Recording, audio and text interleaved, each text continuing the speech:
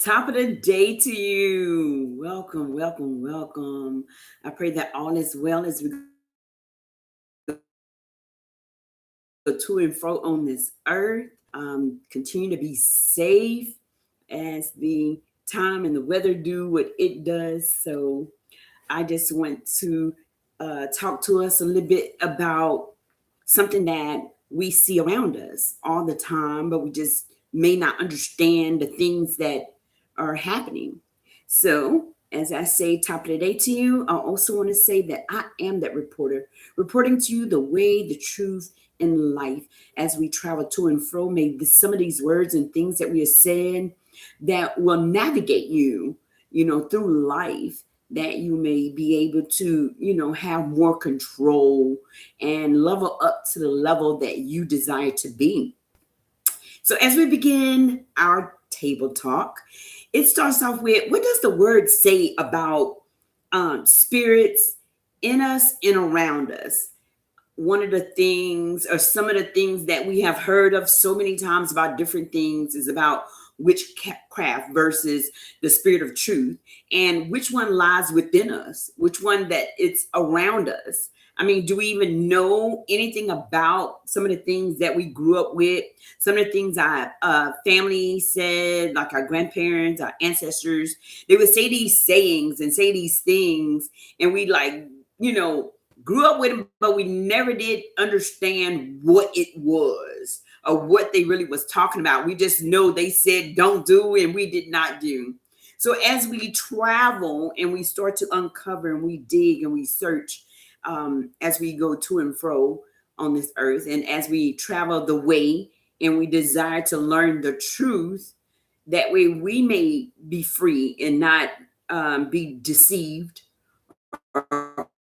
because we understand and we know and we have power when we have truth, when we have wisdom, when we have understanding. Those things are ours, and we are to take them and use them, because those are tools for us that we can use as we go to and fro.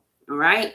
So we're going to deal with like witchcraft, divination, spirit consulting. All these things was like common in surrounding cultures that we experience today, but it was definitely worldwide back then. Like our ancestors and the things that they did or experienced. And we need to understand what's part of us and what's not part of us. All right. Because I feel that the lines have been blurred in this world today. But the world is being the world. And what do we desire to be? Part of the world, or do we supposed to be set apart? And that's the same truth that was given, the same option that was given to our ancestors, and is the same thing is relevant for us today.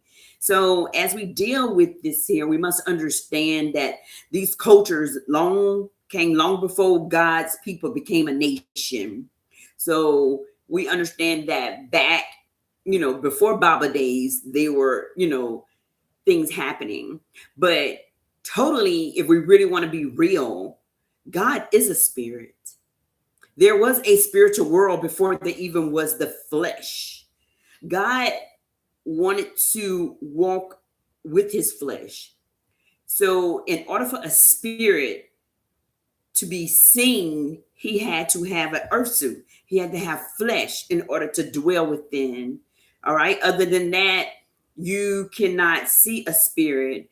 Back in the day, I used to hear stories that people would say that they seen ghosts, and they have so many movies talk about like Ghostbusters or the sitcom Ghost, where feel presence, or they would see, that would pass by, or they would feel the breeze, something, but it's unseen, but they still feel the presence, but they still feel like it's seen but unseen.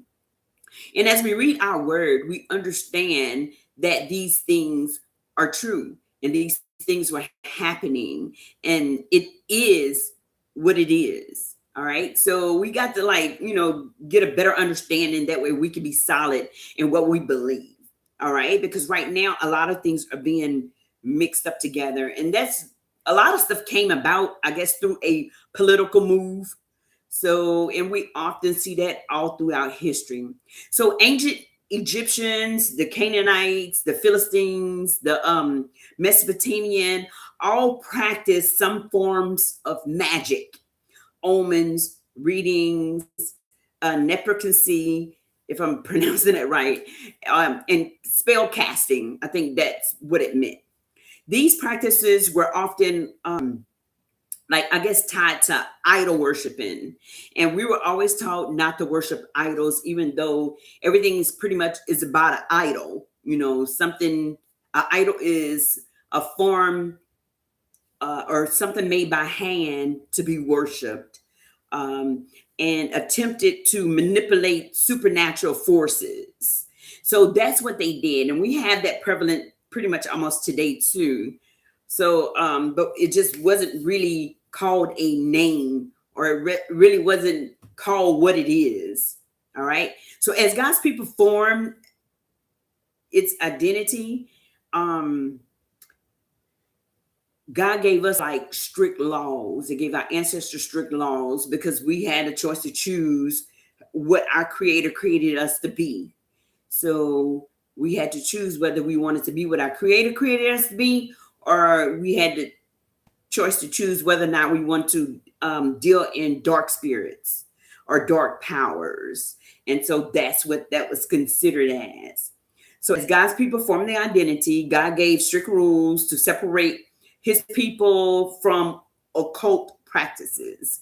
Now we look at occults and we might see people that you know, wear dark clothes, paint themselves in dark, array, dark things, fingernails, lipstick, colors, things that they wear. But it's more than that. That's just, that also could represent that somebody had been abused or misused, or, and they, chose that's what they feel inside.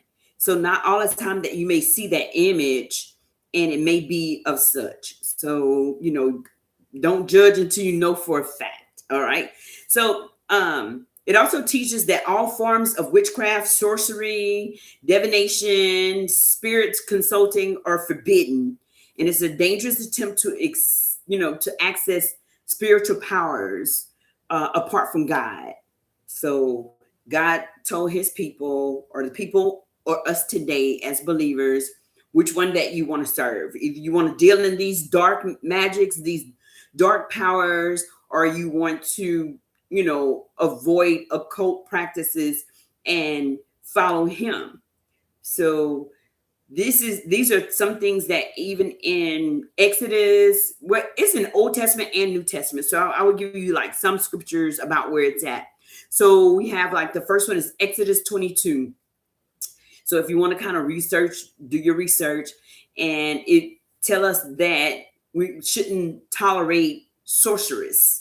So we see majority of the time the sorcerers is more so like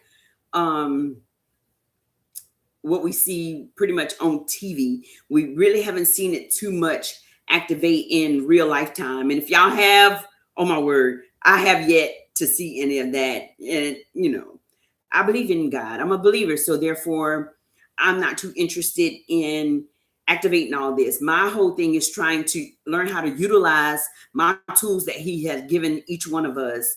The helmet, our armor, the armor of God, the helmet of salvation, the breastplate, our sword, which is the word of God, learning how to pronounce and speak the word that power would, go forth, and to believe, and those are the things that we're given, the wisdom and knowledge and understanding.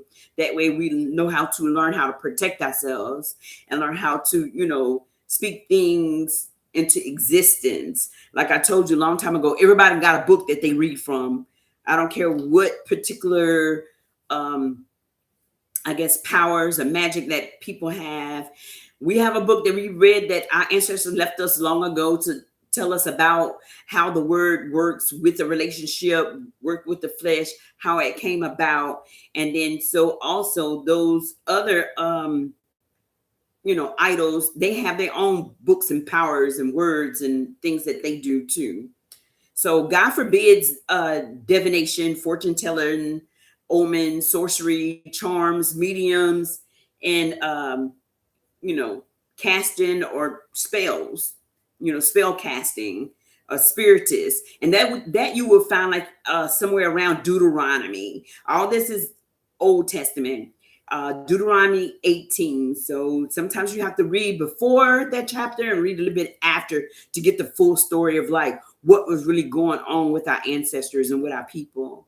He tells us that we should not interpret omens or tell fortunes, soothsaying. So some of these words is pretty much almost the same thing, and they just have different names. Same thing with God. He had different names to different people of how they showed up in his life, you know, showed up in their lives. We have Leviticus. We know Leviticus talked about some of the laws and the things that we should and should not do. So Leviticus 20 is one of the books that we need to read. It talks about the mediums, the spiritists, were to be put, you know, to death. So it was very serious about some of these laws and these things that was going around and dealing with, you know, competition against what God is versus what was not God. So these laws were meant to distinguish God's people from pagan nations and protect them from spiritual deceptions, which we have that today, which is like a norm for us, you know, because they done kind of put, whenever you see something that celebrate dealing with godly, an example is the resurrection. So we celebrate the resurrection, but we also say Happy Easter. But the Happy Easter part deals with bunny, eggs, rabbits. Well, bunnies is rabbits, but you know, that deals with that which have nothing to do with God, you know, dealing with the resurrection, any of that. As you search scripture, you search, none of that has to do with that. But growing up, that's what we are accustomed to use. We're pretty much almost immune to it. Because when people know the truth, they still go to worship. They dress up in their little outfit. They still go to worship. But at the same time, they turn right back around and they would do these particular things, you know, hunting eggs and dyeing them and this and that. We still do that. And then when people know better, they still won't do better, even though that's not part of what they believe. But we need to decide who we are, what we believe, what we're supposed to do, what we do not supposed to do. All right. So Nebuchadnezzar is like consulting the. Saul was one of the kings, one of the first kings that God's people ever had. The Israelites they ever had was Saul. They wanted a king. They told him not to have a king. And Samuel was one of the prophets that God had at that time. And he told his people not to have the king. You get a king over you, you know, these people eventually gonna, you know, you're gonna be enslaved, in other words. But when Samuel had died, Saul decided to salt a medium to summon up Samuel's spirit or practice, you know, which was already forbidden. But when he did, you know, that particular woman, she was like, you know, was terrified because she like, okay, you trying to kill me, you know, and put me in danger. So sometimes that happens whenever we decide to do anything like that. We put not only the person in danger that's doing it, but we also put ourselves in danger. And what we need to learn from this particular lesson, as you go back and you search and you read, nothing changed. You could sum it all up what you want to, but it still does not change the end result. So that was really, really big. So the woman was described as a mistress of Ob, you know, meaning that she dealt with the spirit of the dead.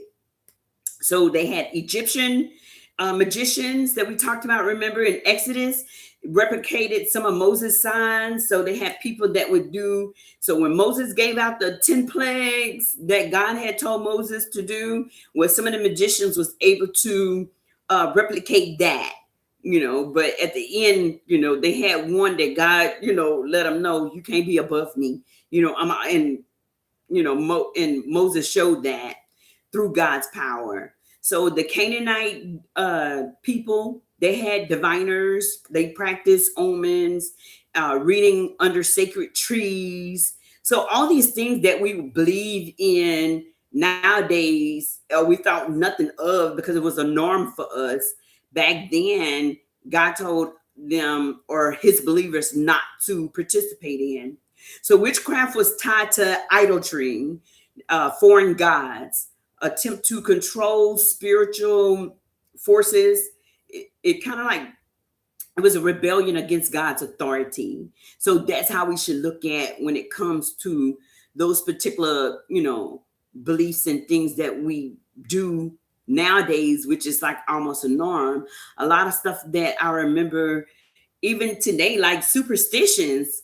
It was a lot of superstitions that people would do. I know you could think of some right off the top of your head about some superstitions that people talked about and thought about, right? So witchcraft was tied to idolatry, which was foreign gods. Some of it was like pretty much almost made by hands, and people worship because they wanted something they could see. See, God, you couldn't see because he's a spirit. So a lot of them would build things made by hand. But even with that, God even told them, how could that particular item, you would have to carry him everywhere. Me, you don't have, I'm a spirit. You don't have to carry me everywhere. How you will have to move this? How could that particular item or the idolatry that you pretty much would deal in, how could that save you? So a lot of, our ancestors went through this. And majority of it is because that's one of the reasons or the reasons why they went into slavery too, because God told them, do not, when I'm your God, do not do this. Do not follow this. Do not follow the people who do this. And if you do, slavery would happen. So that's why our people went into slavery for, 400 some odd years. And I'm still working on how to put that together because I have yet for someone to actually say between the black people going into slavery and then the Israelites going into slavery, because back then the Israelites did go into slavery for years and hundreds of years. But I'm not for sure where we are the descendants of and the reason why we enter into slavery. But God did say that eventually his people will be free. But sometimes really are we free? Because even though we might not be bound by chains, we still bound by chains in our mind because we still naturally do things that would not be of godly, which is a natural thing we think is of the norm because that's what was embedded into us. So you have to search yourself and learn and find out the difference of who you are and who you desire to be. All right. Cool. So witchcraft represents a desire for control outside of God's will. Seeks supernatural powers apart from God. Open the doors to spiritual influences that opposes him. So I know we had many movies that we always watched that we talked about how people would have portals. They would open different doors and then sometimes they would get sucked in and won't come back or come back with all kinds of different infestation, different look or something that the type of spirit that they can't lose. So all those things to me is true because it's written in the word.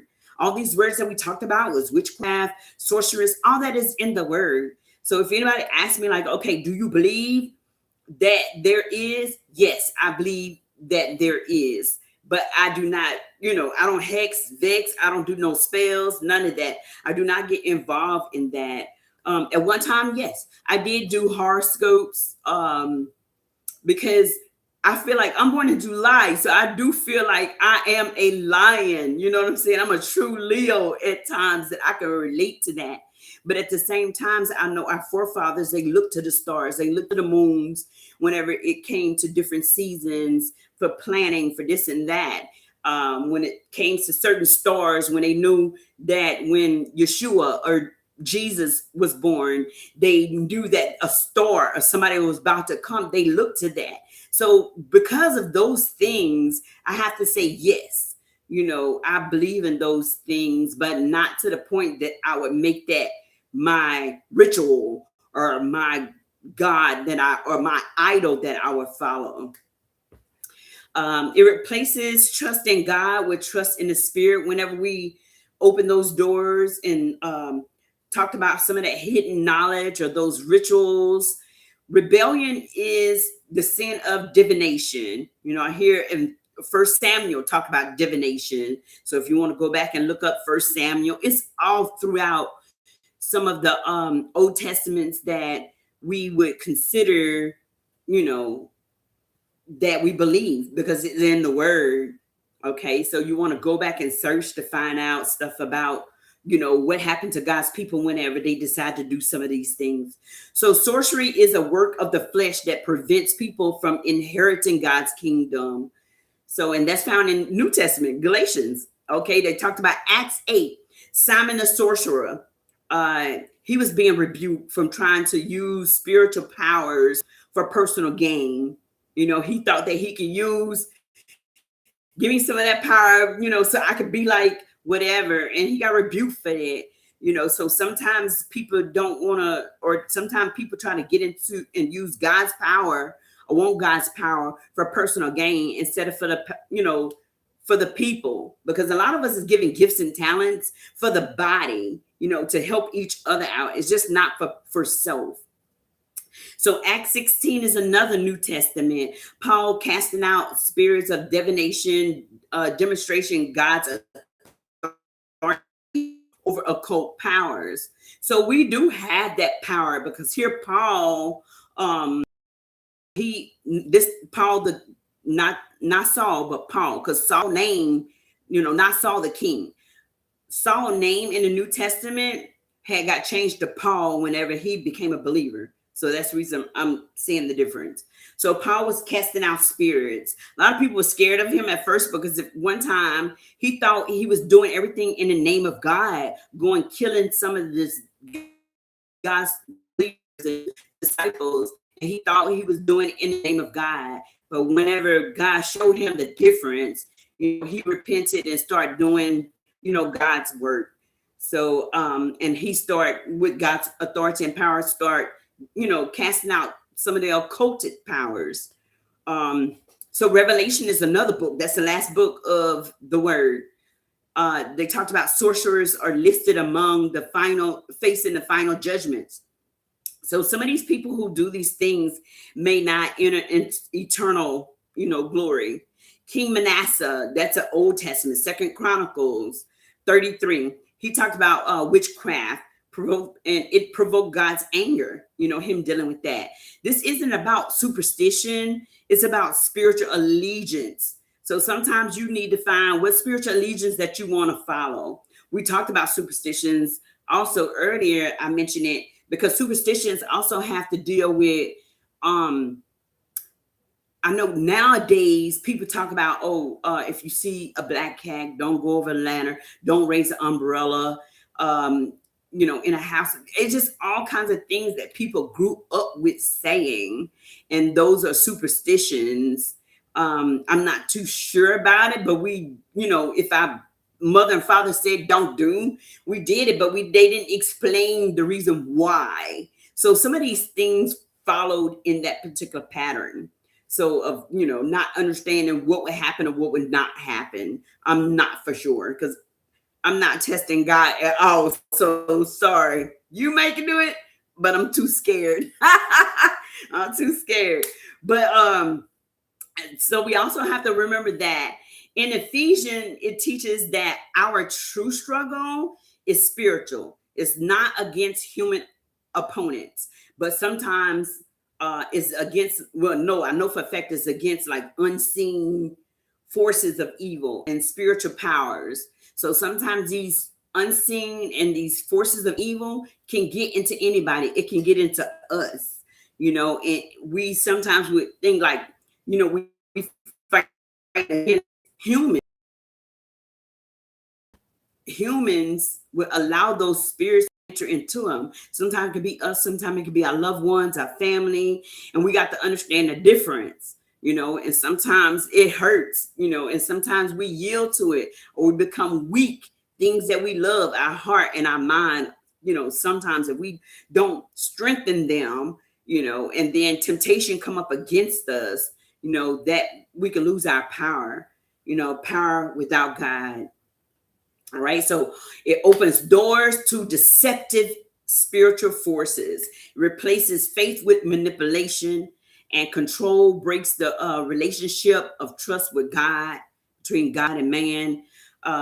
They also have like movies that we can go back and kind of research and see, like Portuguese was one that where people are possessed with a demonic spirit.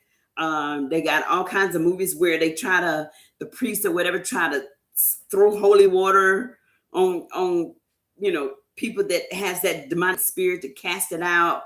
There are so many other movies that are being made, that we could think about, that's in our life, that today that we can go back and research to kind of give us an idea of things like this and what can happen. Seek guidance from God. Seek guidance from God, not from spirits, dark spirits. Trust his wisdom, not omens. Walk in relationship with him, not rituals or ritual manipulations, things like that. Sometimes you got to know the difference, but if you don't have education and understanding, the wisdom and the knowledge, you won't know.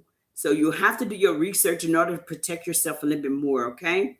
So rely on the Holy Spirit. You got to rely on the Holy Spirit, not on occult power. Witchcraft promises control. And that's what a lot of people wanted. Even like Lucifer, he wanted control. But God offers freedom, truth, and protection. All right? So you're not bound to nothing. You don't have to be held down or have to give yourself. We also have some of the cartoons. Look at Tiana